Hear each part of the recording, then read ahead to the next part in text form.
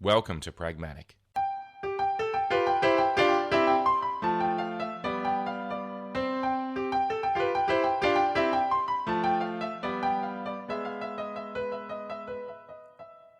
Pragmatic is a show about technology and contemplating the finer details and their practical application. By exploring the real-world trade-offs, we dive into how great ideas can be transformed into products and services that impact our lives.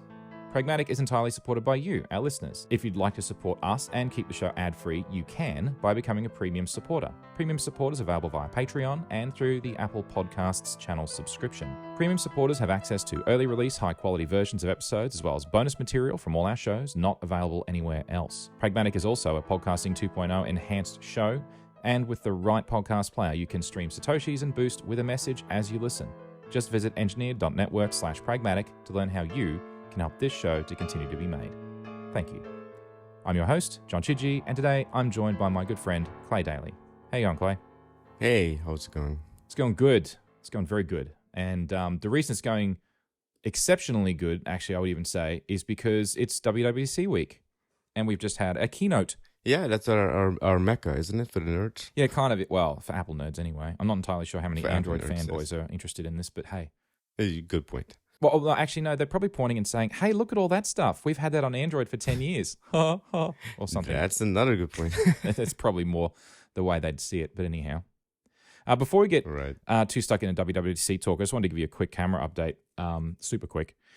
As you know, I've got my Nikon Z6 II, and this particular camera, I do love this camera, and I've been gradually phasing out, i.e. selling off my old F-mount lenses and going to native Z-mounts because they have better performance on the mirrorless body, which is to be expected.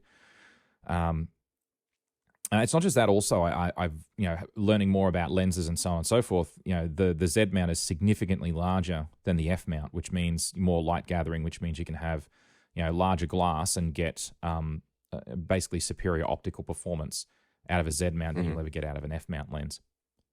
So, yeah.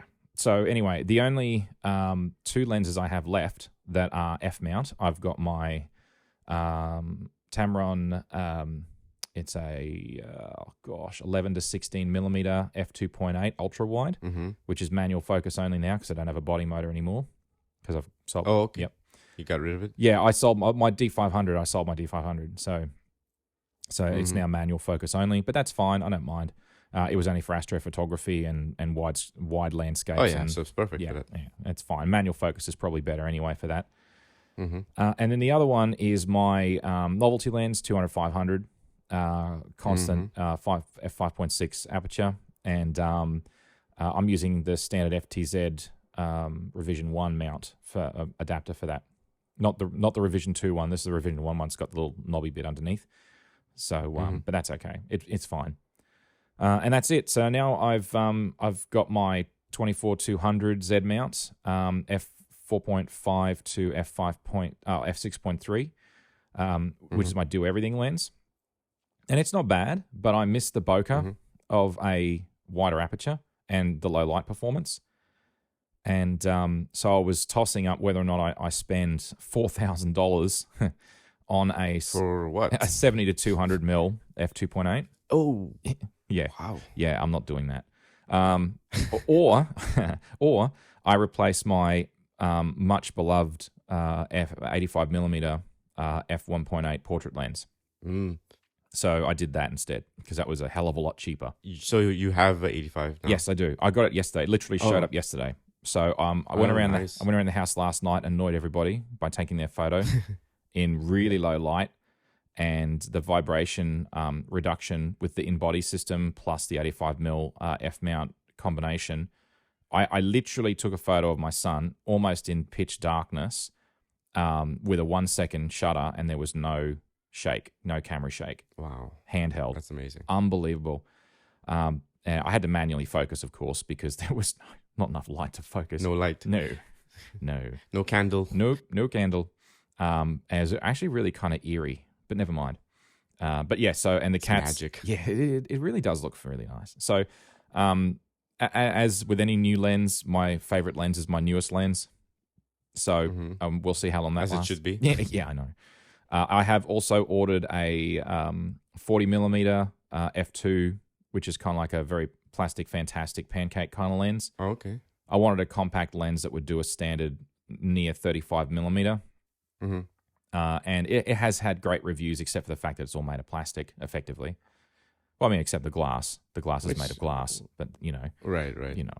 So, and this is a 40. You said f2. Yeah, it's an f2. Yeah, so Okay, it's pretty nice. Yeah, I wish Sony made something like that. That sounds good. Yeah. Now, look, when Nikon released that one, it was all just like here's it's not 35 millimeter, because we've got a beautiful 35 millimeter with practically no vignetting, and it's just a gorgeous f1.8 lens. You really want that, but for all you cheapskates out there that want a tiny little pancake lens, it's not 35, it's 40 millimeters. So I mean, I don't know what 5 better.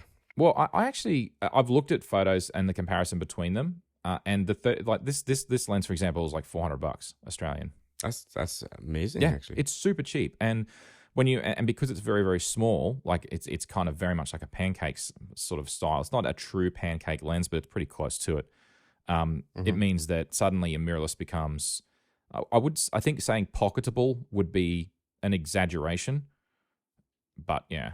Close enough then, I suppose. But yes, close enough. Yeah, I'm looking at this here. So it's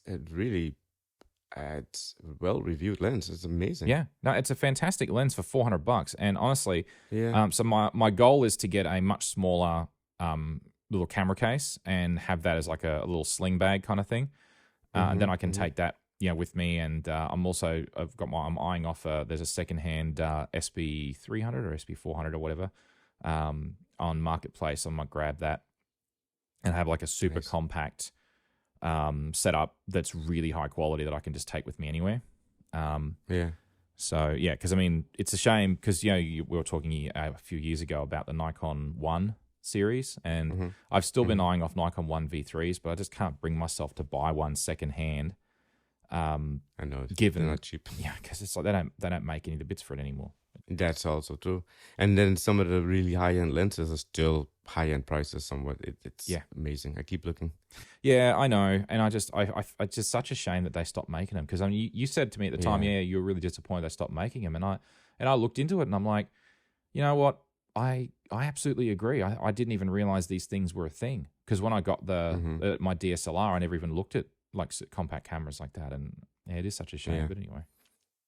Yeah, I mean, Nikon they were ahead of their time with what they were doing with the with the V1 system, and I wish they had just kept going. They could have done both, Yeah, could have had both going at the same time. Yeah, they should do both. I secretly hope that they'll release a similar product to that in future. Like once they're done fleshing out the rest of the Z mount lens ecosystem, because they've still got some more they need to do. I think they're releasing an 800mm. Ultra Tele Prime, and there's a couple others coming out. Mind you, they're going to cost you the price of a small car, but that's okay because I mean, a lens is far more important than a car, isn't it? It's very. Well, okay. I'm losing a lot of people. Okay, all right. So that was just a little bit of an update, and I thought you might find that interesting. I'll post some more photos, and I'm going on a bit of a road trip this weekend. Okay, cool. So I'm going to go up and have a look at a gorge. It's like, well, that sounds exciting, but hey, I kind of like hiking around gorges because they're cool. Anyway, yeah. Are you gonna toot? Oh, probably, yeah. But I mean, I'm just going to take a whole bunch of photos and add them to. I'm doing some scenery shots for a relative, so advertising promo in a sense. But I'm also going to post some on my own website, of course, because why not? Anyway, yeah. Awesome. Right, so ends the photography update. Right, we need to get back to WWDC. And when I say get back to it, I mean start talking about it. All right. So, just going through the keynote then from start to finish with key points and some of stuff that I wanted to quickly touch on and so on and so forth. So I just want to start by saying Apple are very, very self-obsessed about their campus. I kind of feel like it's now becoming a feature in every one of their videos, and don't get me wrong. I mean, it's one of those frisbees with a hole in it. I know people call it the mothership, but I mean, honestly, it's kind of it's a very impressive big building. But honestly, God, and I don't know. Maybe I'm just they're proud of it. Good for them. Yeah, But really, do I need to keep seeing it every damn video? I know. I think they overemphasize it sometimes. I'd agree with you. Yeah. In any case, they need to pay their groundskeeper more, because when Tim Cook was walking around, if you look out the window behind him into the middle of Apple Park, you see all the pathways. There's some trees, but there's clumps of, like different grasses around the place. And I'm like, guys, what's the groundskeeper doing? Like mow that lawn already. Come on. Are they going for the natural look of that sort of? I mean, is that like partially desert area? Well, I mean, maybe. Well, if they're going to do that, where are the tumbleweeds? Come on, get on that. Point. Yeah, that's a good Come point. on, guys. Yeah. Go full, go home, go full or go home. Yeah, right? exactly. Go full tumbleweed or go home. Exactly. Okay. All right. So the next criticism, I have to say, I am really tired of the cinematic transitions. It's just, look, I realize they've got a whole production company with Apple TV Plus that's creating, well, some of it's good content, some of it's rubbish, but I mean, they've got this massive bank of experience now they can draw on. I mean, good for them. Great. But it's like sometimes it's just a touch much. I just Yeah. But then I'm an engineer. I look at that and I say, well, give me the deets. I don't give a crap about your transition between areas, because clearly the floor does not do that. It doesn't sink into the ground like a James Bond movie. Supervillains layers don't do that. Okay, and Apple campuses don't either. Anyway, yeah. Supervillains versus Apple campus. Yeah, seriously, it some of those transitions look just like what you'd expect in a Bond film. Yeah. I mean, come on. Anyway, whatever. Yeah, I'm old. The only thing is that's missing is the gator pit. Yeah, totally, 100%. Or freaking sharks with freaking laser beams. Oh yeah. Yeah, exactly. Laser beams. Yeah. Every shark deserves a warm meal. Anyhow, okay. Austin Powers, the gift that never stops giving. Never. All right. So let's talk a bit about iOS, some of the good stuff coming in iOS 16. On the iOS lock screen, so right up until now, if we want to get access to widgets and so on our lock screen, we have to wake up the lock screen and then swipe across from left to right, and then you get all your widgets up. And I always found that annoying because obviously, on the Apple Watch, you just you tap the watch face. If you've got an always on display, you just, turn your wrist and you can see the critical readouts of some of the customizations. So bringing that to iOS to an iPhone is long overdue. And I'm really glad that they've done that, because they've taken a whole bunch of those ideas from the whole Apple Watch face customization thing, and they're applying that to the iPhone, which is fantastic. Yeah. I'm actually surprised it took this long. I mean, with the fact that we've done it now already with with the Apple Watch. Yeah, I kind of get the feeling that they could have done it a lot sooner, and it just deprioritized. They're like, as features go, it's not that critically important that they do it now, so they just kept pushing it off and pushing it off. That's how it feels to me, like something they could have done a long time ago as well. I totally agree, they could have, and it was just a political decision not to, I think. But I mean, there is talk about always-on displays, technology getting into the next generation of iPhones, and so on and so forth. But I mean, well, that may well be true, but honestly, putting those sorts of widgets on the lock screen would not require that display. So I don't really buy that as being the real reason they're doing it now. I just think that as being, it's almost unrelated in some ways. But anyway.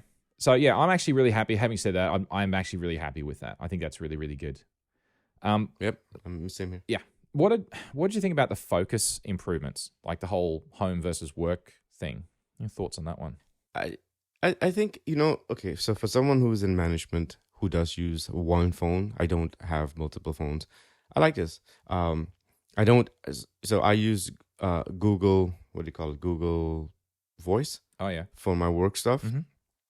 And everything else is my so I don't have my work email actually in my mail app. I use the Microsoft products for work, and having different focuses for between work and home. I'm really actually pleased with that. I don't know how easy it'll be for it to set it up, though. The problem is a lot of times if something takes too long to set up, I don't waste my time doing it. What do you think? I think it's definitely steps in the right direction, Mm-hmm. but I think that it is also a problem in terms of like integration. Mm-hmm. I need to know more about whether or not that will actually work with the broader ecosystem. Like, so many of these focus features and the definition of this is work, this is not work, lines get blurry. If you're using everything in mail and you've got separate mail inboxes and there's a feature to say, well, this inbox is work and this inbox is home, and hence I can now divide my email notifications coming in between those flags, that is something that's under Apple's control.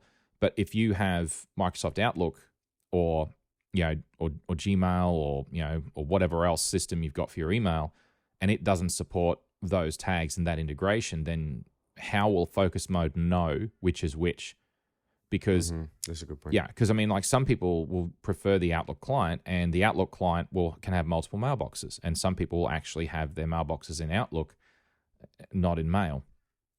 A lot of people hate Apple Mail, seriously, and I get why, because it's not always intuitive. And for me, the big killer in Mail is that search is terrible. It is horrible. But I suppose, yeah. Anyway, so look, I guess I'm initially skeptical about the focus stuff.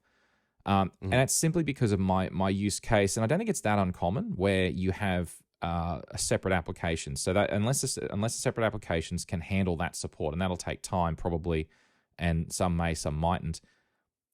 I need to see this in use to know if it's actually going to work. Like so many things in the Apple ecosystem, if everything's in the Apple ecosystem, then it works. But if you're not, then it doesn't, and that's my concern with that. But we'll see. We'll see how that goes. Are you doing any sort of focus stuff now? I do have a focus mode for Do Not Disturb when I'm driving. I've got a focus mode after hours at night, but I don't try to split home and work. It just didn't. Like I've tried, and I guess this is part of my other skepticism. Up until now, I've tried different hacky ways of doing what Apple now says you should be able to do, and it's never really worked. So I don't know if this is actually going to work or not. I found that when I was managing a team not that long ago, and pre-COVID, probably more so, when you're juggling so many balls, I think that would really help. So like in your use case right now, where you find yourself in your career, I think that could be really beneficial. But I mean, I don't know. Goodness knows what I'll be doing in another 6 months' time. Who can say? But maybe they'll become more useful then. But I don't know. We'll see. We'll see. Steps in the right direction potentially. Mm-hmm. But anyway, that's really not much else to say about that from me anyway. So I think the biggest deal is one of the silliest and simplest things, and that's the updates to messages. Yeah. I'm way overdue. I cannot believe that.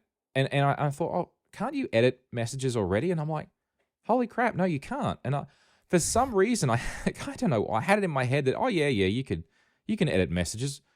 Well, no, you can't, and now you can. Or rather, in iOS 16, you can. I'm like, oh, wow, finally. Yeah. Oh, my goodness. It seems like such a simple thing that they could have done and should have done ages ago. I don't know why they didn't. But thank God for that. Yeah, I mean, other apps messenger apps have been able to do this for a while, and it's really, I mean, Apple's messages is a messages app. I think in a lot of ways they treat it like it's just a regular, SMS messenger, when in fact it's more than that if you're using it between iOS devices. Yeah, I mean, the thing is that, I don't know. I mean, I guess on Facebook Messenger, for example, not that Facebook is necessarily a meter stick for anything particularly. I guess it's more like there are plenty of other apps out there where you can edit messages and you can recall messages. There's even functionality in Microsoft Exchange or Office 365 to recall messages and like emails. So, now you can do that in messages as well in iOS 16, which is fantastic. So it's like, right, we can edit, we can recall messages. Fantastic. That's the way it should be. You'll never be able to stop people from taking a screenshot. But it's better than not having it. That's for damn sure. So hallelujah, and thank you, Apple, for that. What took you so long? Yes. But irrespective, really glad you've done it. So thank you. 2 thumbs up. I'd do 3 thumbs up if I had a third arm, but I don't. Yeah, they've made it to 2015. I don't know, 16. I can't remember. 14. It's been a while. All right. Yeah. Who uses SharePlay? Do you use SharePlay? Yeah, Vic and I actually use it together sometimes. Seriously? Wow. Okay. When he's around, yeah. When he's not, when he's not busy working, yeah. We sometimes he plays tacky country music at me, but yeah. Disco country. Well, here's the thing. Yes. I've never used it. And I tried to, like when I was, trying to think about how long ago this was, but I was away for a weekend and I tried to convince my wife to use it and it didn't work first go, so we gave up. It's like that was it. There was, and I can't even remember how long ago that was. It was over a year and a bit. But in any case, it's just like, well, what's the? I had no use for it, but there are people that do use it and like it. You can now like SharePlay and messages. Like, okay, great, that's good. I'm happy for those that use it. For me, it's not something I've really used. I think if it being in messages rather than having to be part of a FaceTime call is actually pretty cool. I mean, there's some people. Vic and I are mostly in messages. Yeah. We barely ever are FaceTiming each other, or FaceTime audioing each other. So this seems like more our speed rather than FaceTime. For it to be in FaceTime first rather than messages is kind of weird. I think I would have thought that either you do them both together or you do messages first. Yeah, totally. I guess the other thing is I don't want to be too down. Maybe the two are interrelated. The fact that I had a bad experience may have been related to the fact that the implementation was less reliable when it was linked so heavily with FaceTime. Now that it's more open through the rest of the system and messages, that maybe that's going to make it a lot easier to use, and maybe that changes things. So I should give it another crack, but haven't been doing a heck of a lot of travel on my own for a while, re-COVID and such. So maybe that'll change in the next year or so. We'll see what happens. Yeah. All right. Dictation. I kind of was excited about this actually because I always found Dictation to be quite a sort of a kludgy solution or kludgy solution, depending upon how you want to pronounce that word. But, like it hadn't been, it was like it was an either or thing. So either you're dictating or you're typing text into the keyboard. Yeah. And not having both is better. Yeah, well, because I was thinking about this, like when I was using drag and dictate years ago, and I was really getting into that. And it was all very much, like you press and hold down the key, the hotkey to start dictation, and would then dictate what you're saying. As soon as you take the hand off the key, it fills in the screen, and you type away wherever the mouse cursor is. And that's more analogous to now what they're doing in iOS, which to me is the way it should have been from the beginning. But I realized retrospectively, one of the reasons I didn't like using dictation on the iPhone was because you couldn't do this, which is, so when you're dictating now, so what they're changing in iOS 16, sorry for those that haven't seen the keynote, is it now leaves the keyboard up and when you're dictating. And that allows you to go in there and actually do edits and splice in real world editing with the keyboard at the same time as or just interspliced with dictation. And it sounds like a simple thing, but I think it's going to make a big difference. So that's really good. Yeah, I think so. I think that I'll use it more often because of the ability to have me correct things right, and the punctuation, isn't that? Oh yeah, that's true. I forgot about the punctuation. You're right. So they're actually going to have dictation try and predict punctuation. We'll see how that works. Yeah, it always felt bizarre saying full stop, comma, apostrophe, question mark, and then, So I tried doing that with my accent. Trust me, it doesn't work at all that well. Yeah, you don't have an accent, Clay. Anyway, yes, I do. No, you don't. And nor do I. Yeah, that's right. Anyhow, but yeah, it's going to be interesting to see how it performs with non-US accents. But even within the US, though, I mean, there's such a wide variety of accents even within the United States. It's kind of even that's a challenge. Let alone, what Aussies or Dutchies sound like. Right. Yeah. Would you describe yourself as having a Dutch accent, or is that not really how you? I would say I'm a mixture between a Dutch and a Jamaican accent. So it's even worse. Dutch-Jamaican. It's like, yes. Yes. Oh dear me. All right, fair enough. Well, I'm just got an Australian accent. I don't know what else to say. But never mind. All right, moving on. Live text. Now, live text, when you are you can copy code from a video freeze frame. And of course, okay, there is zero chance they ever would have cited that as an example if this was not a WWDC keynote. So they know their audience. That's great. Glad to hear it. Because, I mean, how many average people on the street are like, oh, great, I can do code snippets now from a freeze frame on a video? Said nobody that was not a programmer. Nobody. Ever. But still, Exactly. that is very, very cool. I don't honestly know if I would ever use it. But, I mean, as a programmer, You might. it's kind of cool. Oh, as a programmer, yeah. Good point. That's kind of cool. But, I mean, really? Yeah. Okay. Still, cool, though. It's Yeah. definitely on the coolest scale. All right, wallet stuff. Yep. So my first comment on wallet stuff is that so much of it is focused on the US, which is as usual. Yep. Apple's an American company. You know, America's 4% roughly of the world's population. So it's like, well, I guess that's a decent sized market because that's still a lot of people. But having said that, I find it very hard to get excited about it. You know, subnote to this, like the whole Apple Pay later thing and some of the auto tracking integration. I guess from my perspective, we still don't have Apple Pay Cash in Australia, where we still don't. Oh, you don't? No, we still don't have it. Oh. No. So, you know, there's so many features in Apple Pay that we do not have. Like, I can add, there's a whole bunch of banks in Australia, something like 12 or 14 banks, or whatever, the big ones generally, that will allow you to do Apple Pay integration. And that's fantastic. That's been working for a very long time. And we already had PayWave everywhere here.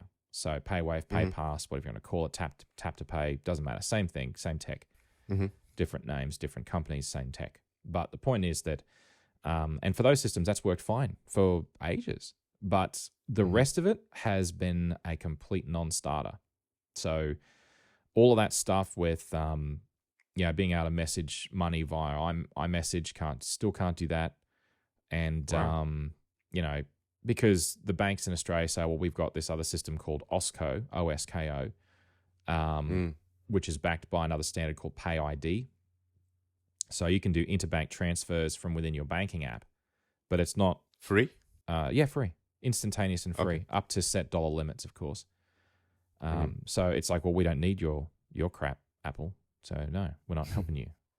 So I suspect that there's a bunch of, you know, banks, potential collusion, God knows, between the banks in Australia that are keeping Apple out, I suspect. But either way you slice it, the whole Apple Pay Later thing, it has to be based on things like the Apple credit card. Again, you know, we don't have those here either. So it doesn't look like that's changing anytime soon.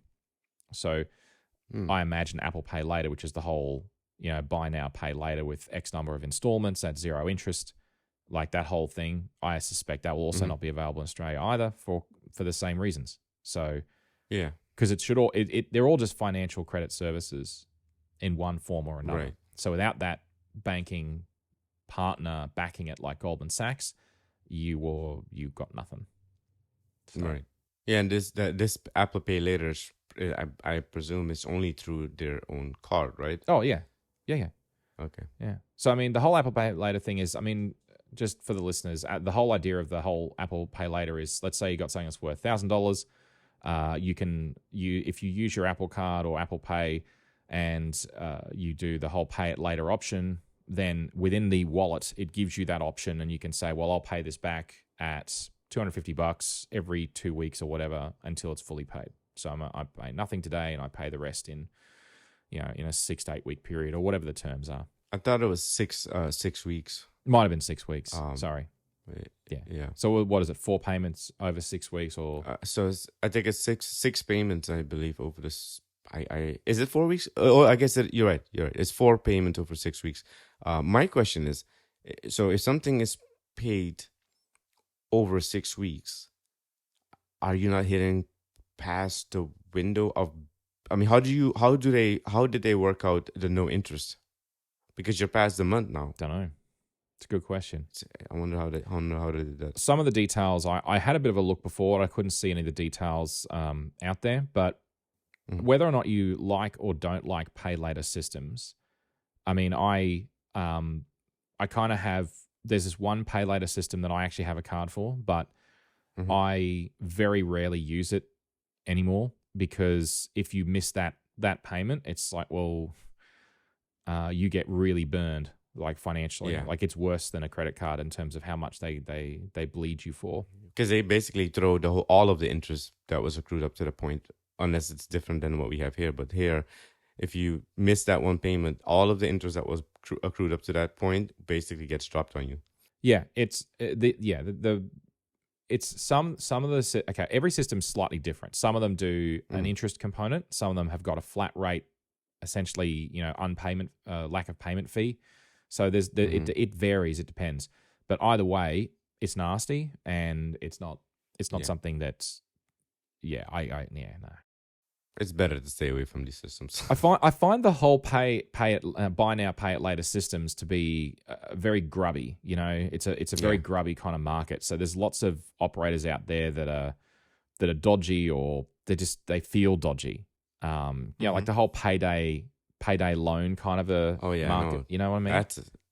That whole yeah, that's no good. Stay away from that for sure. Yeah, I mean, it just makes me feel like it feels grubby. I don't know how else to describe it. It feels like a grubby business, and I mean, I don't know. Maybe it's a Me Too thing. But I mean, if Apple's looking around saying, "Oh well, hey, we got Apple Card, we got so we got credit, we've got why don't we just do the current fad of buy now, pay later thing?" Because that's currently popular. I don't know. The next thing they will be doing is offering payday loans. Oh, good God. But yeah, and then the circle will be fully complete, and it'll be like, oh, good God. But anyway, you know what? Hey, it's fine. Either way, it probably doesn't impact me anyhow, because it's not going to be coming to Australia for a while, probably, if ever. So, shrug. It just feels weird to me. Like, I don't know. I'm still getting my head around the fact that Apple offers financial services like this. Yeah. Makes no sense, honestly, but yeah. Look, when you're turning over that much capital, then I kind of see why you would want to have more control. But no matter how I look at it, Visa, MasterCard, whether it's Apple or not, big banks or not, it's all funneled through a company of one kind or another. And it's all just, everyone's taken, they're skimming a little bit off the top. Right. It just annoys me, all of it, but never mind. From the Apple card, the Goldman Sachs card, that actually is my card of choice now. Everything is paid by this card. And I just pay it up, like I just pay, if I bought something for $1,000, I'll just use the card, pay it off right away. Then I get the points or whatever, the percentages back. Yeah. But, but credit cards are the devil. I mean, come on. Oh, totally. Yeah, totally. Yeah. But I mean, I guess my point is simply, I can understand why Apple got into the whole credit card thing, but this stuff makes less and less sense to me. So that's all. Because I mean, in Australia, for example, you go to an Apple store, you can go and get these cards, like it's a interest-free card. And if you spend more than like $1,000, you get just automatically 12-month interest-free. You spend more than $1,500, you get like 2 years interest-free or something like that. Anyway, yeah. But the Barclay used to do that for Apple here, and then when Goldman Sachs came in the picture, they stopped. Yeah. So I imagine if it ever comes to Australia, the same thing will happen here. And for the moment, it's done by a company called Latitude Finance. And so Latitude Finance take care of like that component. So you don't apply for credit via Apple, you apply via Latitude, and then they'll give you a card. And then that card, they've got partnerships, not just with Apple, but with all these other companies. And it's a form of interest-free. It's not exactly the same thing as buy now, pay later. It's similar. Buy now, pay later is different insofar as you have X number of fixed payments at this fixed regularity, whereas interest-free is you have a minimum payment, you meet your minimum payment, and you don't get slugged any interest for, like, let's say it's 24 months based on the transaction. But if you don't pay it off by that 24 months period, man, we're gonna take your left kidney, your right kidney, your liver, your house, your cars. You could have bought 2 laptops, and it's by the time. Is it really worth it? Anyhow. Yeah. All right. Not really. Oh, God. I spent more time talking about finance than I really wanted to. Okay. Order tracking. Great. Are we thrilled? Is that going to work for anything outside of Spotify? So, you mean Shopify? Or Shopify, or whatever it's called now. Shopify. Who knows? Honestly, the great thing about Shopify is that a lot of it is transparent. You don't see like when I go to a website to buy something and they use Shopify, there's like sometimes you really look, there'll be like an indication, like a little logo at the bottom saying powered by Shopify. Right. But generally my brain just tunes that out. So I have no idea if it's a Shopify system or if it's homegrown or if it's like some other, because Shopify's not the only one. Yeah, but for me, yeah, I think, but they mentioned Shopify, but they didn't during the presentation. Yeah, you're right, they did, and probably just an example. It'll be interesting to see how well that works, because a lot of the stuff with auto tracking is in Australia. There's like Australia Post will do like Star Trek, and you've got Toll, and you've got oh goodness, who else? So FedEx have got stuff here. UPS do a little bit. They're not as big here as in the States, but every one of them will have their own notification system. So whether or not integrated auto tracking is something that this is actually going to help with or not, I don't know. We'll see. Yeah. All right. Let's talk about something more useful, like maps. I mean, I say useful. Multi-stop routing. Finally. Overdue. Way overdue. Finally. Oh my God. Yeah. I stood up and applauded for this. Yeah, I know. The funny thing is that in my Model 3, they only added multi-stop navigation in the Model 3 like 3-4 months ago. Really? Yeah, really. What is the backend for your maps in your car? It's okay. So Tesla pay for they take a Google Maps backup, and then they kind of like periodically, and then they apply their own to it. So it's kind of it's like it's a pseudo Google Maps. It's hosted by Tesla, but it's derived from Google Maps. From Google, gotcha. Yeah, but I suppose my point is more that how you navigate that hasn't got, like, if you've got multi-stop navigation, it probably doesn't matter really about the back-end data. It's more about how you manage navigation from point to point, and it's waypoints.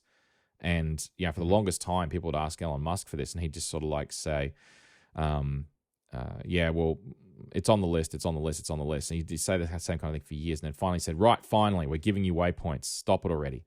And it's like, it's like when you're taking, if you're going, I would say more than half of the trips that I take, whether it's in my car, public transport, or someone else, whatever, if I'm navigating from place to place, there is half of them have more than one stop. So multi-stop routing is, to me, is table stakes, and it's annoying that we haven't been able to do that in Apple Maps until now it is. Yay, finally. Yes. Anyway, all right. I like the recents, being able to recall recent routes. That's really handy. Something I use all the time in Google Maps and on my Tesla, which is great. So now you can do that in Apple Maps as well. It will be in iOS 16. So yay! It's annoying when it isn't there, but yeah. Yeah, it is. It really is annoying when it's not there, because it's like you want to go back and you have to go and rebuild it from scratch. And it's like, oh, okay, well, where was I going? Okay, and you type this in the search box. Okay, now how did I get that location? And it's no, you don't search by plaza. You search by some other thing. I figured it out yesterday. I was like, oh. Right. If it was in recents, just go, oh yeah, that one, tap, done. Exactly. So very handy. The whole city stuff, I think it's useful maybe if you're living in those cities, or maybe if you're visiting those cities. But honestly, I'm not really turned on by any of that. They've added Sydney, and I'll be visiting Sydney for a few days. Well, another massive wave of COVID or lockdowns or God knows what happens in November, notwithstanding. But hopefully in December we'll be doing that trip to Sydney. So that might be handy. But I mean, honestly, it looks cool, like all the 3D effects and all of the extra details on buildings and bridges and different things. But I don't know. Is that what people really want? I guess it's appeasing the masses, because if you go for the largest cities, is it though? Well, I don't know. I mean, I guess I'm trying to figure out what their thinking is. I mean, if you've got, like, Sydney's got, well, I don't know, 4 million, 5 million people in it, let's say. So if you do that update for Sydney, then you've accounted for, I'm now pleasing all of the iPhone, iOS, Maps users and giving this really great feature. So when they think of Maps and Apple, they'll think, oh, this is fantastic, because they never leave Sydney. I've now catered for what? I don't know, the biggest single portion of the Australian population. If you take in Melbourne as well and Brisbane as well, then you've probably taken in 2/3 of the Australian population.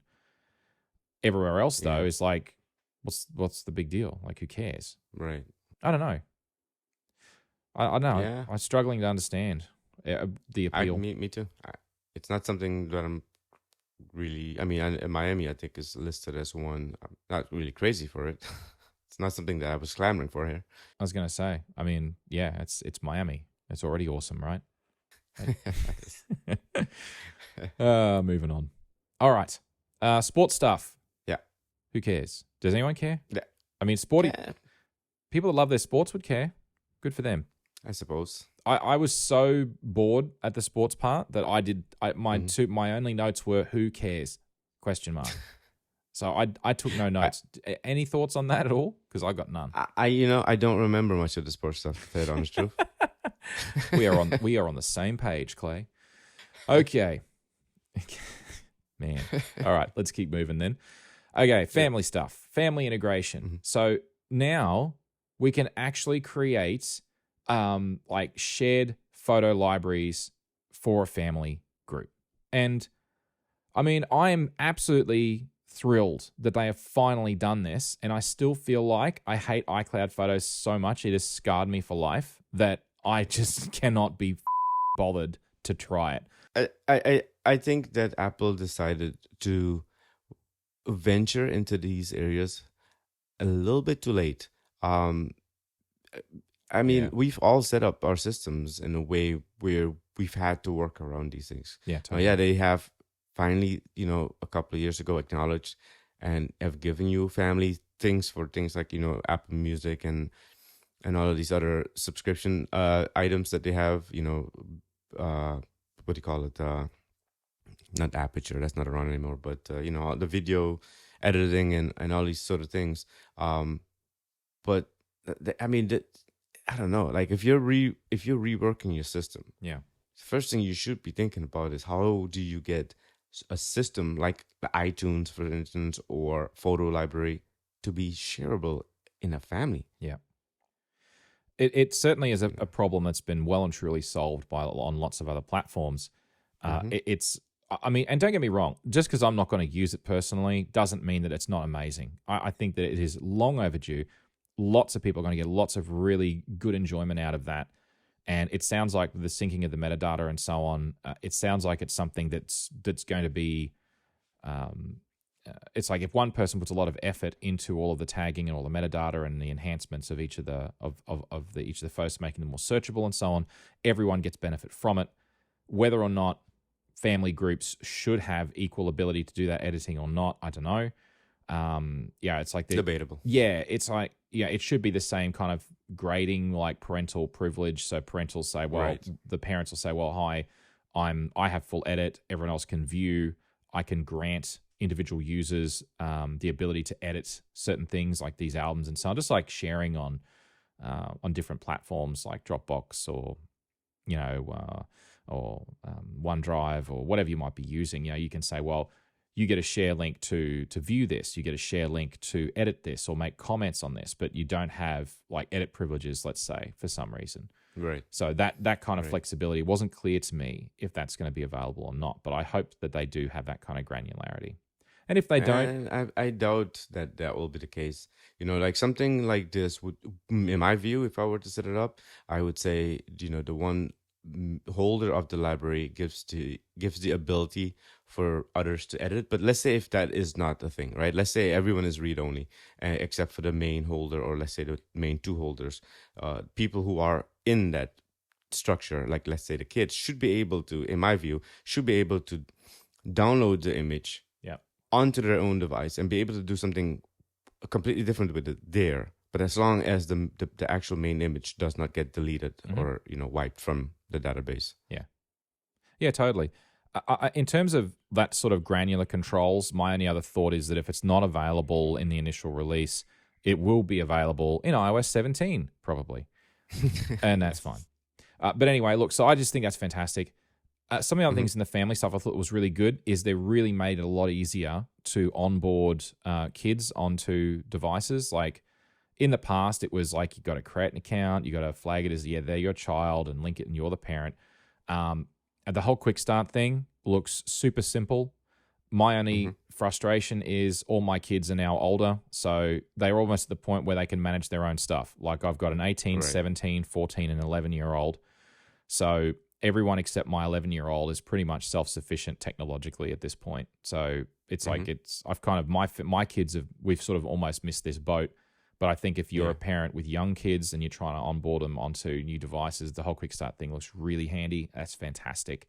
And the easy configuration looks fantastic. So honestly, I think those are all really great steps. Acknowledgement that families have been, I don't know, I wouldn't say maybe... A thing?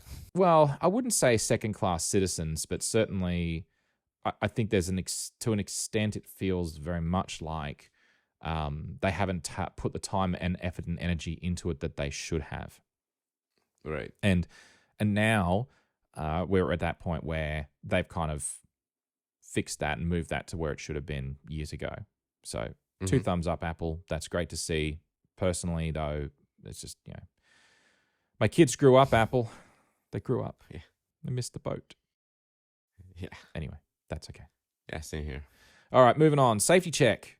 I was absolutely thrilled to see safety check in there. And it's just from not from my personal experience, but I am aware of, I have a friend through work who's gone through a situation that was quite unpleasant where this sort of feature would have made a massive difference. So I'm so grateful that Apple are doing this. I think that they tackled that absolutely spot on. I thought it was well presented, well conceived, and honestly, I think that's just fantastic. Yeah, I'm very happy that Apple is acknowledging there are some difficult things to face sometimes, and if they can be there for that process, I'm very happy. Yeah, I think that I don't have too much else to say on that because it's the sort of feature that you're not going to use until you really need to use it, and some people may never need to use it. Let's hope you don't. But having it there and knowing it's there, that's the value. And clearly they've acknowledged the fact that, yes, you know what, this is a problem. And you can, in fact, and I realize I'm going on about this for the listeners that aren't aware of it. It allows you to effectively, like if you're in a relationship and you've shared passwords and accesses to different things, it allows you to go through and do a complete audit of all of your Apple-related stuff and basically say, right, well, I'm now just going to do a bulk log out of everything and reset passwords for all of these things and ensure that I have complete control of my accounts, because sometimes we share passwords with our partners. If things go wrong, then that could be used maliciously. So this is the ability to go through and basically do a complete safety check and say, well, you know what? All of these instances are now logged out. All these passwords are now reset. I'm basically cleaning house and bringing all of that control back to myself again, which that's the in essence of the feature. So I think that's fantastic. Agreed. All right, HomeKit. I can't remember. I know Vic's really into HomeKit, but are you doing much with HomeKit, if anything? Yeah, I'm using it. And just Matter. I think they had discussed it a while ago. I was trying to remember when they did it. They talked about it previously because they did. I can't remember if it was leaked or if they actually spoke about it. Yeah, no, I just can't remember when it was. Yeah, I was aware of it. But anyway, so what do you use on HomeKit? I have a bunch of cameras. I have actually a bunch of non-HomeKit enabled devices that are put on HomeKit via plugs that are HomeKit enabled. So yeah, I mean everything sort of lives in HomeKit. When I leave the house, I just have a one push button and all my cameras are on, so I could monitor the home front when I'm gone. So any of the thing with Home and Matter is that it's almost like hey, we're doing this, but I mean, there wasn't anything else about the HomeKit stuff that I really took away from the keynote. I guess my take on it is, well, if this works more broadly, like a Matter becomes the standard that everyone else adopts and it all works together nicely, hey, I'm all for it. But, as I'm, Mhm. well, Will that they is though? always the That's the question. question. Because, I mean, you can create a standard, but you can't make people follow it. They have to be a certain Exactly. amount of self-interest in them following it and motivation. So if that motivation isn't there, that self-interest isn't there, then they're going to be, well, you know, I don't know if I'm going to follow this standard. In any case, we'll see.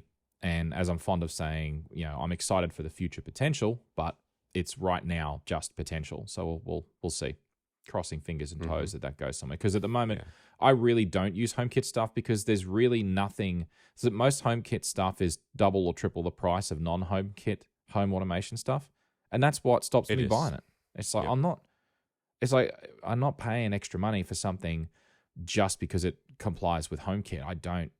It's like it's just not worth it. So anyway, Yeah. it's fine. That's why I have some of the items that I have bought is on HomeKit, but not officially on HomeKit. But you know, it's the switches are, I mean, and the plugs are, and those are not overly expensive. But the main reason for doing it the way I have done it is because, let's say if HomeKit is down, then at least, you know, and it has happened where HomeKit went down. At least I have other players in my ecosystem that are still up, and vice versa. They might be down, and HomeKit might be up. So, you know, I think it's potentially slightly dangerous if you need a backup system to have everything be in HomeKit. Personally, Yeah, I don't know. I kind of go. I could go either way on that. I feel like I guess thinking about the whole diversity of the ecosystem, if it's an open standard and everything's all interoperable, then that can only be a good thing. My concern is that where a lot of these things fall down is like licensing fees and accreditation. So they say, oh yeah, you want to comply with this, then you got to pay this fee to get assessed, and we'll go through a bunch of tests and yada yada yada. And then the companies that make these products then have to recover those costs. And then the other factor is, well, it works with Apple HomeKit, and people that buy Apple products must have more disposable income for some reason. People think that. Sometimes it's true, sometimes it's not. So we're going to charge an Apple tax on top of that. And it's like that all conspires and combines to create higher prices for those products. But if it's a standard where the accreditation is easier, cheaper, more straightforward, people comply with it, and you don't have to use HomeKit. You can use any other system by any other manufacturer to do all of your automation coordination, you know, for the want of a better way of saying it. You know, then you're appealing to the broad market, and the broad market may or may not have Apple kind of money, and therefore you're not going to pay an extra tax for it. So I don't know. Time will tell. As with these things, it's down to the manufacturers to support them, and having a standard is no guarantee it will be followed. And that is the longer term play. So crossing fingers and toes and cautiously optimistic for the future potential, I guess. Yeah. Yeah. And I mean, the other update for home, it actually, the update that will be coming or is in beta is the rooms not being set up the way they are now, because now they're set up it's sort of like an amateur person made this app, right? You know, where you have to sort of swipe in between rooms rather than having a pane that has all of the rooms that you could just tap into. So I'm actually looking forward to that. Yeah, fair enough. All right, let's move on. Carplay. So they had a big section about it's like a preview. It's not actually being released as part of, at least the impression I got is it wasn't part of iOS 16. Right. But it's like, That's so they made no commitments as to the when. They're simply saying, you know, it's time we updated Carplay. No kidding.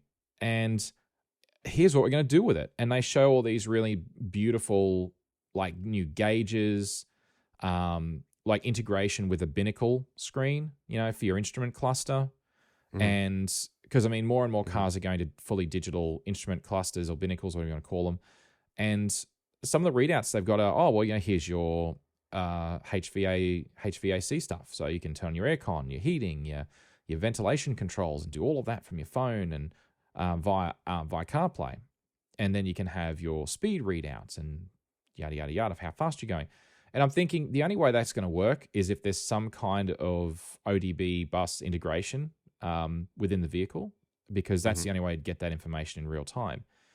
And there's pros and cons to that, because you've got to be careful with ODB because you can actually write data down to it as well. So I don't know.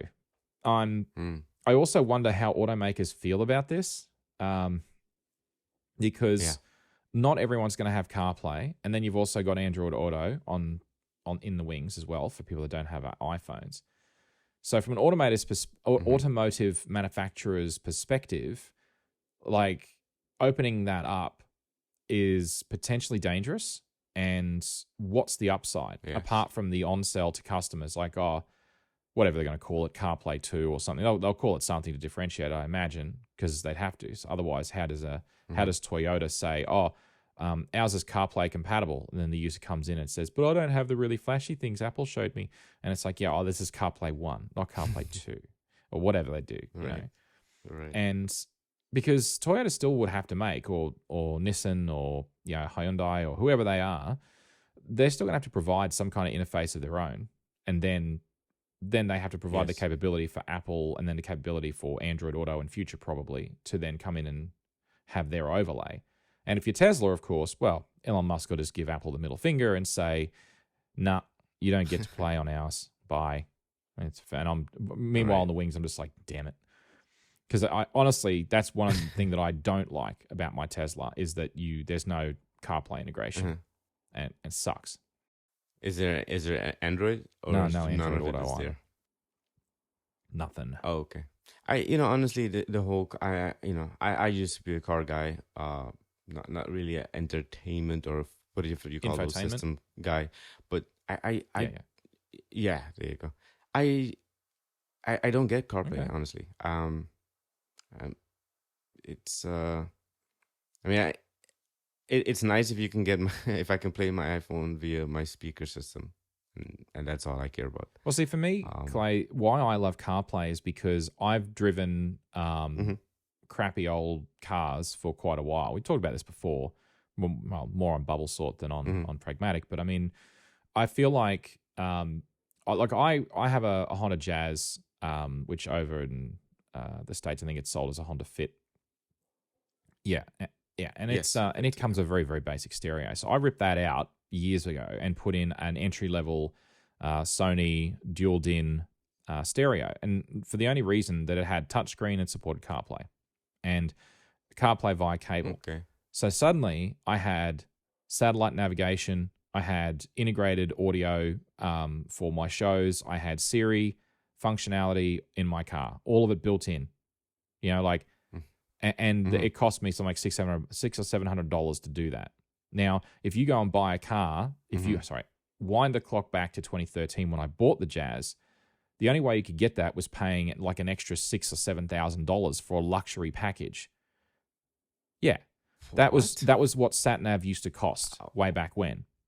And of course, you then have to pay several $1,000s every few years for a Maps update because the Oh, yeah, I do remember so that. for me, the value of CarPlay is the fact that I can listen to anything I want that I can stream.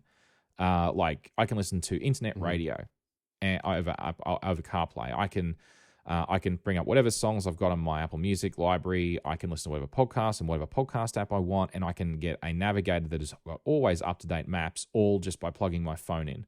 So to me, CarPlay has been the leveler, and it's kind of demolished the luxury high-end, you must pay this extra premium to like Volvo or whoever the hell, or Honda or whatever, right? In order to get that sort of functionality. That's a premium feature. I'm like, no, it's not a premium feature.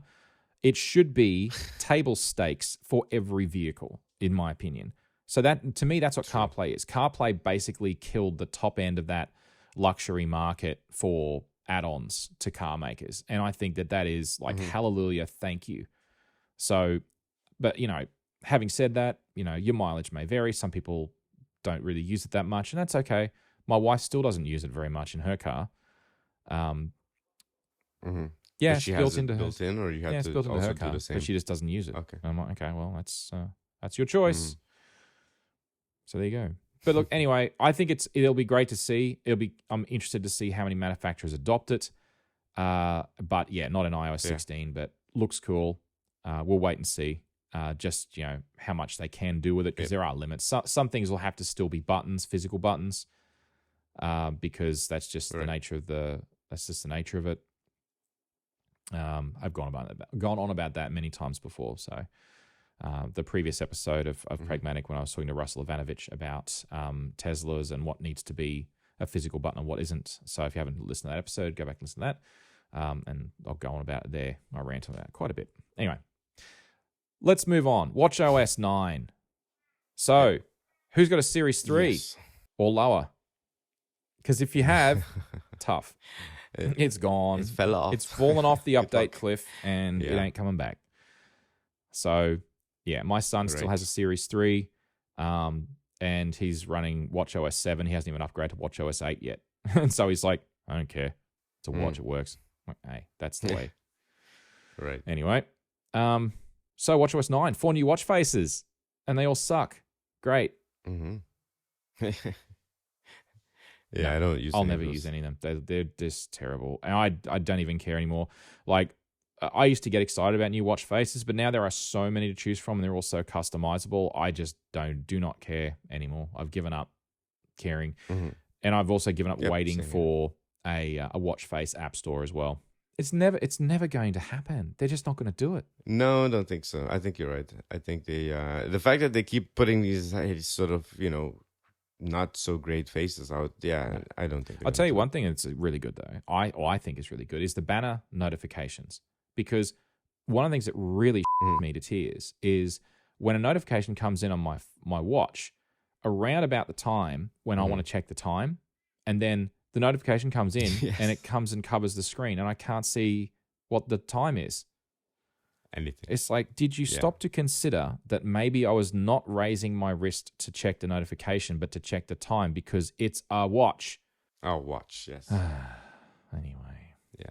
No, I look forward to that.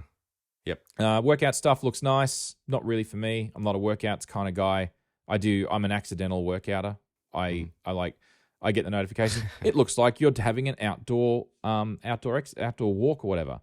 And I'm like, well spotted. That was 10 minutes ago, but thanks.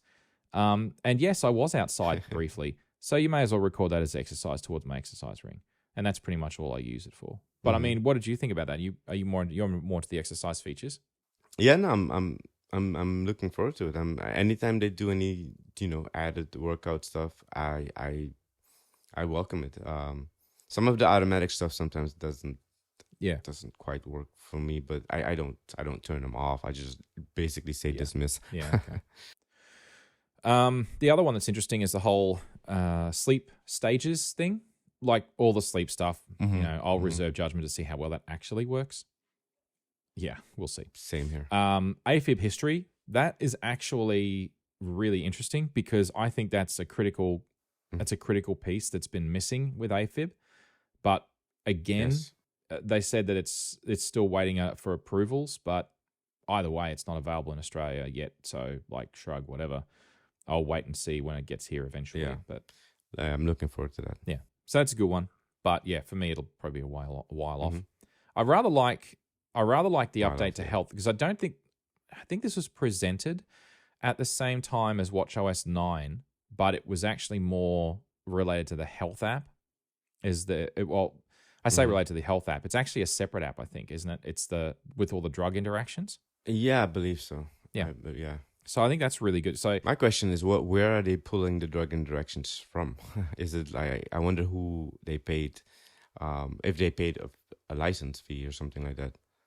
Because that is not really I mean, I guess Google could give you some sort of indications of interactions, but Dr. Google has been known to diagnose cancers in people that it's just a freckle, and you're like, right, okay. But yeah, that's a good question. I don't know. I would hope that whoever it is an accredited source of information for drugs and drug interactions. But yeah, I think that it's great, and I think that it's the sort of thing that is long. Well, we'll say long overdue. I think that there are other apps already that do this, and I don't use any of those apps. But the funny thing is, I probably should. So, well, the funny thing about it is that there are a lot of people taking a lot of medications that cause interactions amongst each other, correct? But the thing is that we in the healthcare field just sort of ignore most of those things because they are stated as interactions by the manufacturers when they did their studies, right? And so this actually potentially could cause people to be more panicky about the stuff they are taking. That's true. So we'll see how this, we'll see how this plays out. Maybe, people will go to the prescriber and say, hey, listen, you gave me two things that are causing, a slowing of my heart rate and a massive slowing of my heart rate. And my father has had, some sort of, heart rate issues. And so, maybe this is a good thing for people to actually, take their health more seriously. But we'll see how that goes. So I suppose at this point, I feel like it's better that we would have it than not have it. And I think my reaction to this is much similar to when they introduced ECG. So like people coming in to doctors saying, my Apple Watch is telling me I'm dying. And the watch looks and watch is saying I'm dying or something. And the doctor's like, yeah. And there was a whole bunch of this fear that was going to happen. And most of that was not founded. Right. But I don't actually think that. I do think it probably did. Like there were cases where that did happen for sure, but I don't think it was anywhere near as bad as people originally thought it would be. But look, either way, some people, honestly, Clay, some people don't even think about drug interactions. They're just like, I'll have these sleeping tablets and I'll have these antidepressants and I'll have a couple of swigs of vodka. I should be good.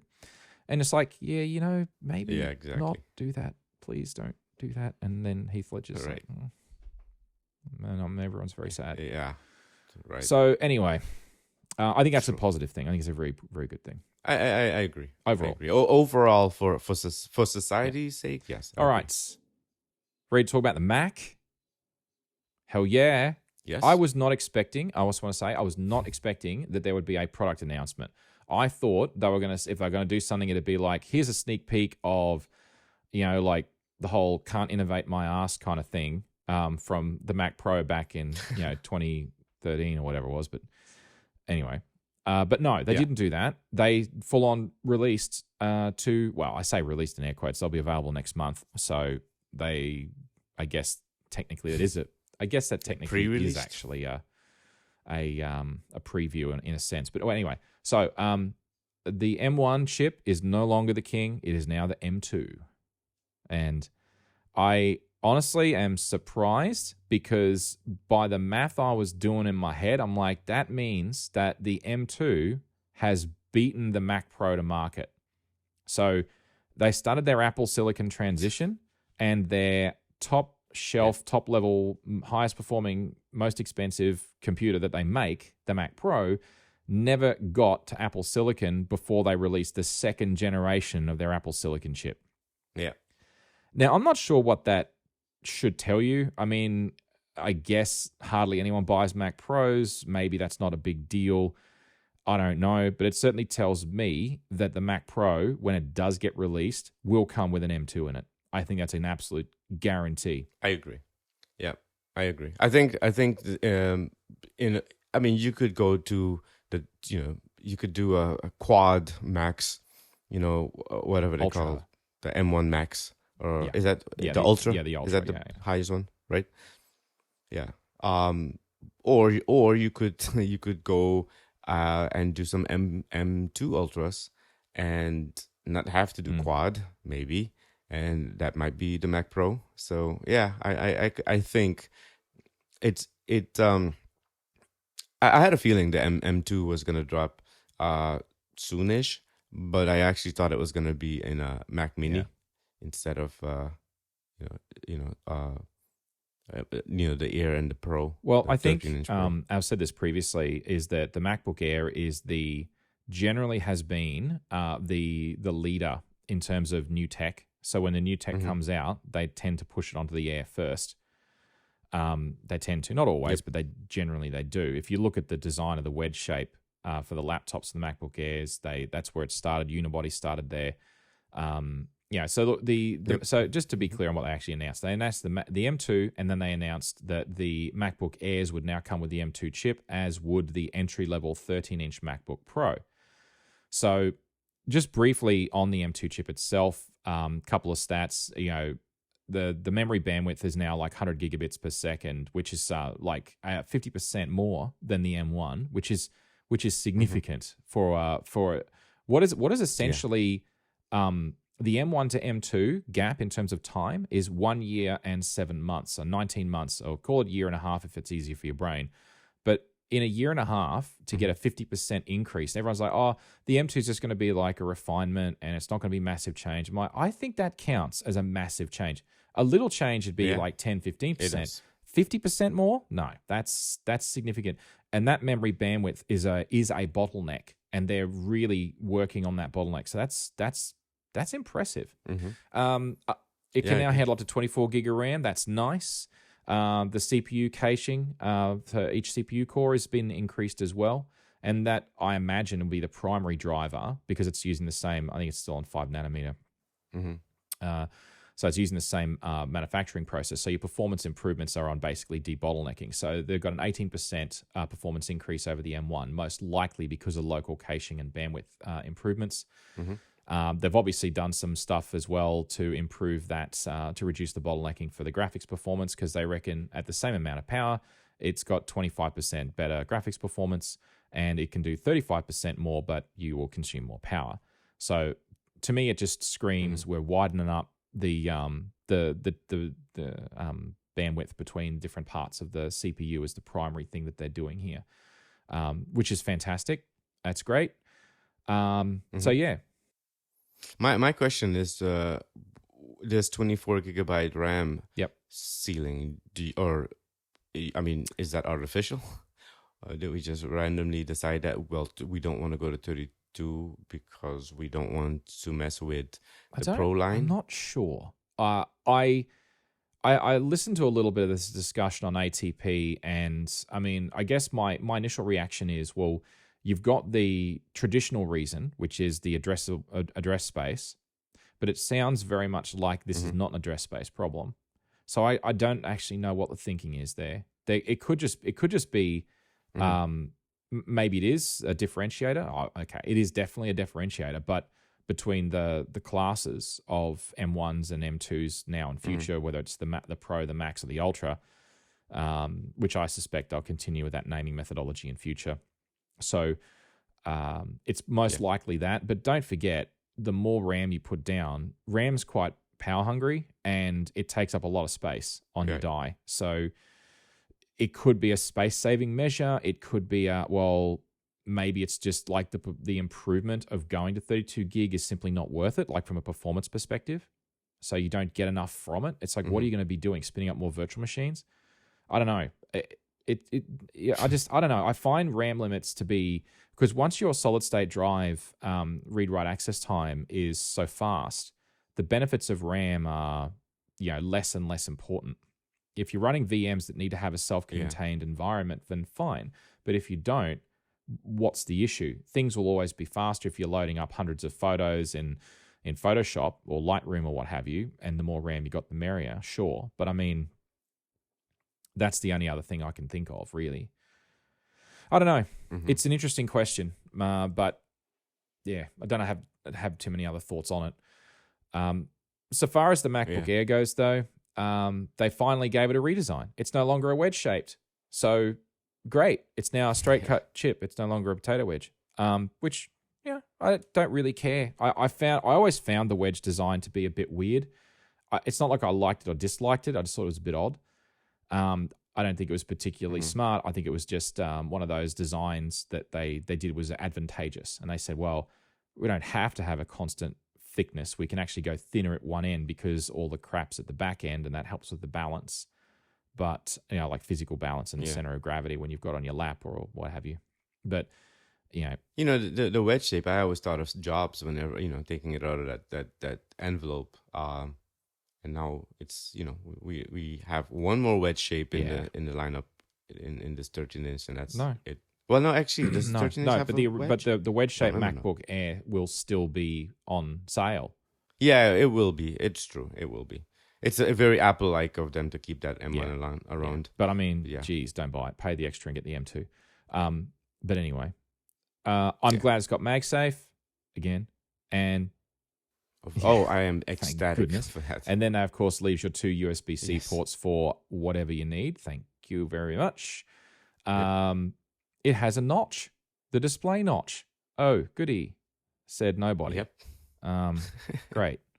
That For that, I'll welcome the notch if with them having gone to 13.6. Honestly, I wish they would have just said, let's shove this thing to 14. But yeah, I welcome the notch.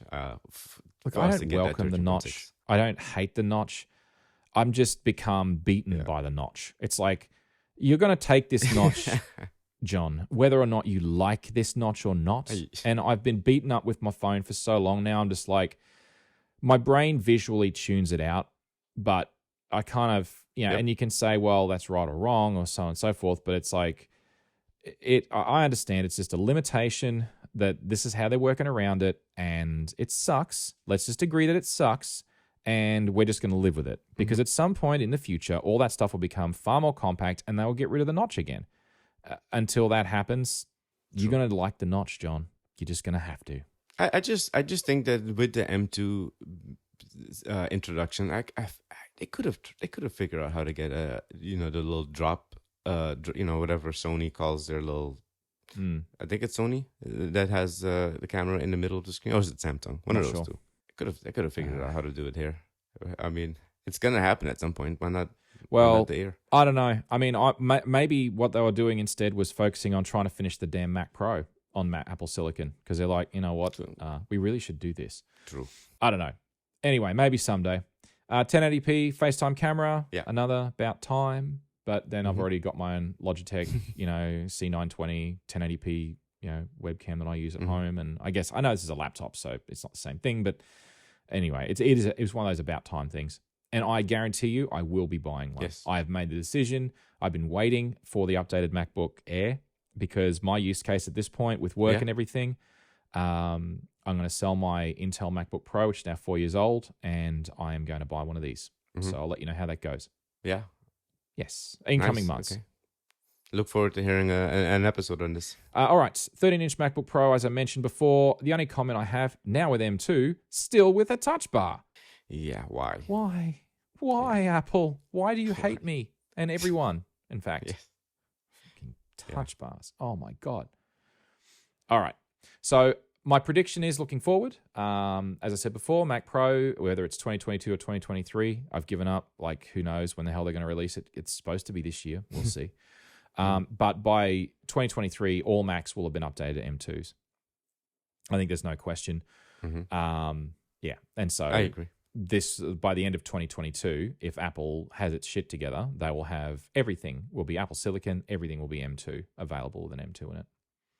Which is going to be interesting if that's the case, because that'll mean the Mac Studio, which is really not that old, will get a bump. We'll see. I kind of think that they're going to, and I think that will change their story moving forward, but we'll see. But I know we are pressed for time, so I want to keep moving and talk about Mac OS. Yep. So Mac OS is being called Ventura, and I'm like, every time I see that, I keep thinking it's Ventura. Exactly, right? Oh, right. Anyway. Yes. Never mind. Doesn't matter. Yes. So love that movie. Still, anyway. Yeah, Jim Carrey's hilarious. Yeah. But the sad face is finally my beautiful trash can Mac Pro is no longer officially supported. Sad face, sad panda. You'll find a way to shove it under. Yeah, I know. The Open Core Legacy patching team is already working on Ventura compatibility based on the first betas. So it'll take time, but they'll get there, and I'll still be able to run it. I imagine. Yeah. But as I said, my longer term goal will be to get a Mac Studio and replace my Mac Pro with it. I'll probably keep the trash can around. I'm not turning it into a flower pot. Thank you, Vic. But anyhow. But yeah, I'll keep it around for running VMs and different things. It's still a beautiful, very powerful machine. Plus, I can run anything on it, as opposed to Apple Silicon, where I can't. Virtual machines and different operating systems. That's a geek thing. Most people wouldn't care. That's right. Stage Manager with the window management thing looks cool. I'll believe how useful it is when I see it. So yeah, Spotlight improvements are very meh. I kind of like, well, that's great. Kind of answering a question I didn't ask. And I've been so stung by search in mail. Like they're saying, oh, it's going to be massively better. I'm like, sure it will. We'll see. Yeah, we'll see. We'll see. I'm not going to hold my breath. The big one for me, though, is passkeys. Yeah. Now, is this the future? I think it is the future, but there's a big but. I want it to be too, because the whole idea of a passkey is that you generate it on the device, and it's unique to that device in your account, and then it synchronizes that with your other devices on that account via the iCloud synchronizing in the back end. So there's no more password anymore. You simply go to a website and it says, do you authenticate whatever else, biometrics to get into your device, and then you can access the website. So it's like there's no passwords anymore. Yeah. So if the site you go to has very poor cybersecurity practices and it gets hacked, there's no passwords to leak. And it's all encrypted, right. So they basically will get your password, your passkey hash equivalent or whatever else, and that'll be the end of it. They won't be able to use that anywhere or for anything or decode it or anything. So, just like standard encryption technology. The FIDO Alliance has been working on this since 2013, and FIDO, I actually looked up what that meant because I didn't know until just today. It's the Fast Identity Online, FIDO. My issue is simple that, yes, it supports cross-platform access to passkeys. So if you go to a non-Apple device, you log in to iCloud on that device and you get access to the passkey via a workaround with they showed a QR code, which I imagine would be the way they would handle that. Okay, fine, whatever. And there's an authentication method using your phone. Look, honestly, I'm sure that'll work, but Apple ultimately will hold all of your keys. So unless there's some function that is cross-platform, as in to say not just Apple iCloud platform to host your pass keys, it's going to be a non-starter for a lot of people. Now, they didn't go to that level of detail. I really hope that that's available. But if it's not, it's going to be a non-starter. And I think that that's what FIDO's been working towards. So hopefully that's going to be in the future.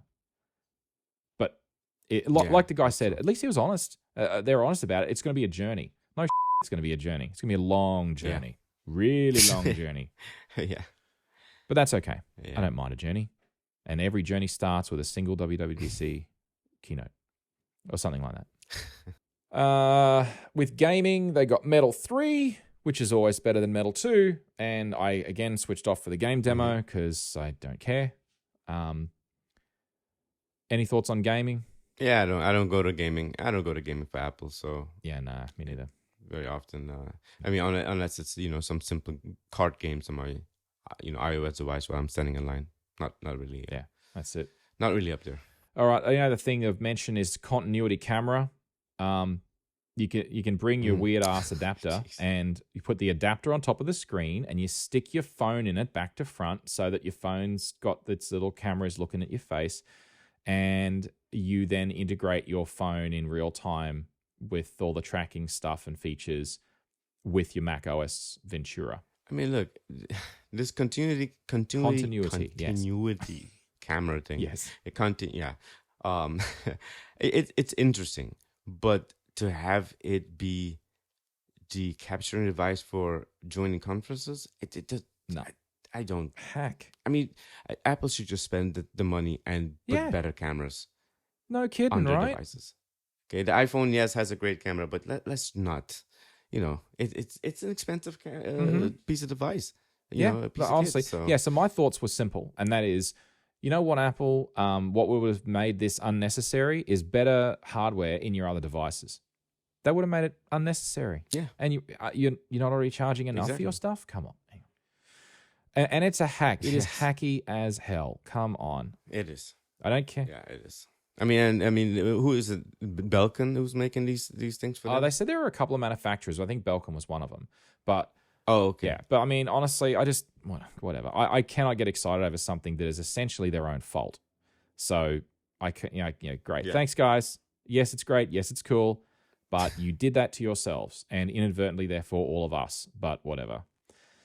It's fine. Right. I mean, look, we have iPhones that are not modular. You can't take your battery out, but all of a sudden you want to have your laptop and your monitors be modular? Yeah. Come on, stop it. That's true. I hadn't thought of it like that. Yeah, quite right. Modularity begins at home or something like that. Anyway, all right.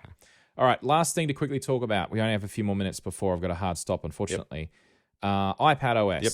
Honestly, the collaboration stuff looks really great, like collaborating between different people in real time on platforms.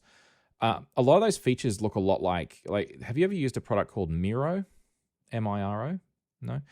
No. Well, a lot of hybrid working tools, like hybrid ways of working kind of tools with collaboration, like the whole freeform tool that Apple was pushing looks a lot like that. Like shared documents, shared whiteboard doodling spaces. Here's a post-it note. This person's working on this one over here. Let's jump and have a look at what they're working on.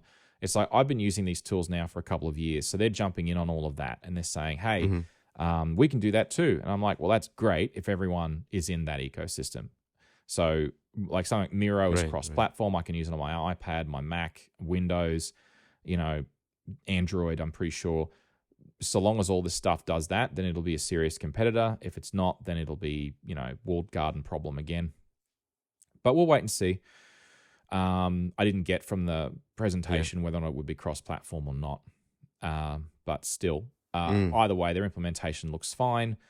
Whether it works successfully or not, I don't know. Miro had lots of teething problems during the pandemic, but they came through it and it does work. The one I was interested in your thoughts on, though, is reference mode for the display. And I kind of wonder how accurate that's really going to be in reference mode. Yeah. No, I had the same question. I'm not sure. We will see once it actually comes out, but it's quite interesting. I mean, it's the iPad is going to be a true pro tool, and that's not a bad tool to a feature to add to it. But again, how accurate will it be? That's the question. Yeah, exactly. Okay. So we'll wait and see how that turns out, I guess. So Resolutionator is a Mac app that is done by Manytrix, and it allows you to compress your screens down to an area where there's so if you've got a physical screen that's only got 1920 by 1080 pixels, you can actually use it to rescale and squeeze more pixels on that than are actually there, which is kind of cool. And that feature is kind of now something that they're adding on the iPad, which I think is a great idea. It helps when you need a little bit more screen real estate, but you're stuck on your iPad, which is cool. Anyway, and then finally they're like, "Oh, look, Stage Manager as well as Mac OS. Now it's on the iPad finally, and you get full external display support, no longer just mirroring." And I'm like, "Thank goodness for that! Finally, one catch. Finally, yes. You have an M1 in there. Why not?" And my iPad Pro is too old, doesn't it? It's not that old. It's not that old. My iPad's only 3 years old. But oh well, never mind. It's fine. They drew a line somewhere. The M is it? Yeah, I can understand that. It's part of the software stack on Apple Silicon. They didn't want to port across to Intel. Fine, I get it. It's just sad face. What can I do? Yeah.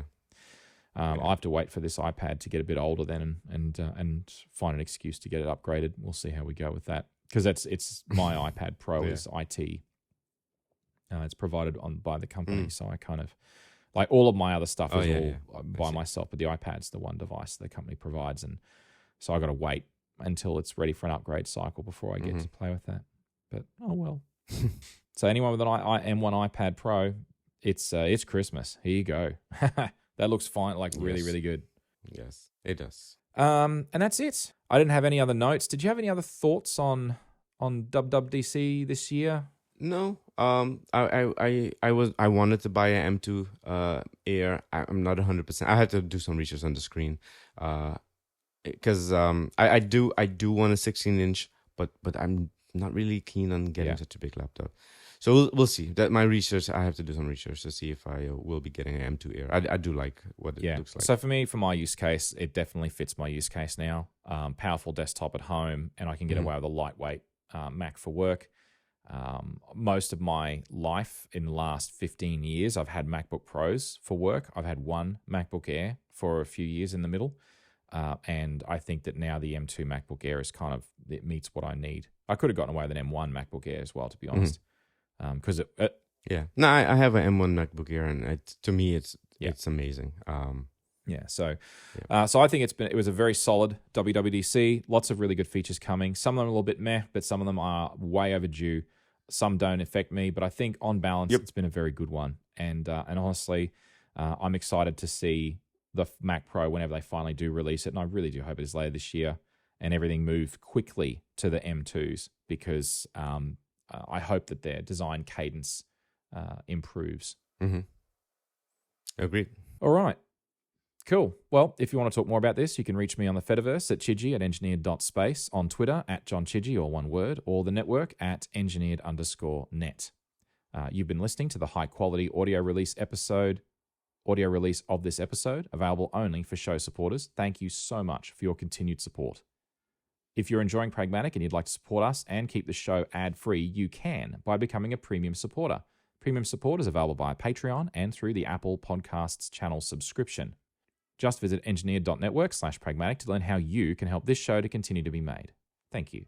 A big thank you to all of our supporters. A special thank you to our silver producers, Mitch Bilger, Kevin Kosh, Shane O'Neill, Leslie Law Chan, Hafthor, Jared, Bill, Joel Ma, and Katharina Will, with an extra special thank you to our gold producer, Stephen Bridle, and our other gold producer, known only as R.